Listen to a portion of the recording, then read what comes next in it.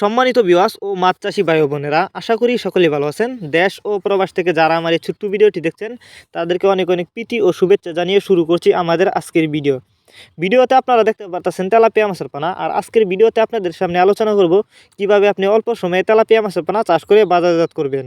তাই ভিডিওটি শুরু করার আগে আপনাদের কাছে ছোট্ট একটা রিকোয়েস্ট, ভিডিওটুকু কেউ কেটে কেটে না দেখে অবশ্যই সম্পূর্ণ দেখবেন এবং কেটে কেটে দেখলে কিছুই বুঝবেন না। তো চলুন মূল ভিডিওটি শুরু করা যাক। ভিডিওর শুরুতেই বলে রাখি, তেলাপিয়া মাছের পানা দুই প্রকারের হয়ে থাকে, দেশি এবং মনোসেক্স। আর দেশি আর মনোসেক্স তেলাপিয়ার মাঝে যে ব্যবধান রয়েছে, আপনি যদি দেশি তেলাপিয়া মাছের পানা চাষ করেন, দেখা যাচ্ছে 3 থেকে 3.5 মাসের ভিতরে পুকুরে বাচ্চা দিয়ে দেয়। আর অরিজিনাল মনোসেক্স তেলাপিয়া মাছের পানা যেটা, এটা কিন্তু বাচ্চা দেয় না। আর মনোসেক্স তেলাপিয়া মাছ কিন্তু অল্প সময়ে দ্রুত বড় হয়। এই মনোসেক্স তেলাপিয়া মাছের পানা অনেকেই চাষ করতে গিয়ে কিন্তু লস খেয়েছেন। অনেকেই আপনাদেরকে মনোসেক্স তেলাপিয়া মাছের পানা বলে তারপরে দেয় দেশি তেলাপিয়া মাছের পানা।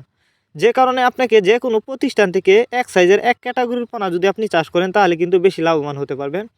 আর আপনারা যারা অরিজিনাল মনোসেক্স তেলাপিয়া মাছের পোনা চাষ করতে চান, তারা চাইলে আমাদের সাথে যোগাযোগ করে এই মাছগুলো সংগ্রহ করতে পারেন। আর এই মাছগুলিকে খাবার হিসাবে এই যে দেখতে পাচ্ছেন ভাসমান ফিড, এই খাবারটা যদি খাওয়ান তাহলে কিন্তু মাছ দ্রুত বড় হবে।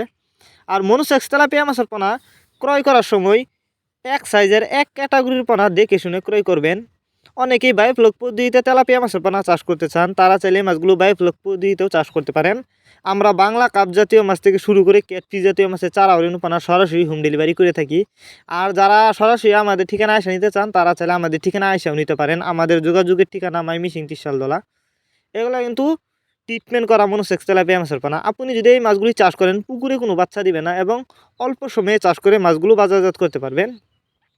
অন্য অন্য মাছের তুলনায় তেলাপিয়া মাছের কিন্তু প্রচুর চাহিদা, কারণ তেলাপিয়া মাছ দেখতে যতটা সুন্দর, খেতে অনেকটা সুস্বাদু। আর এই মাছগুলো কিন্তু বাজারে প্রচুর চাহিদা, আপনারা অনেকেই জানেন।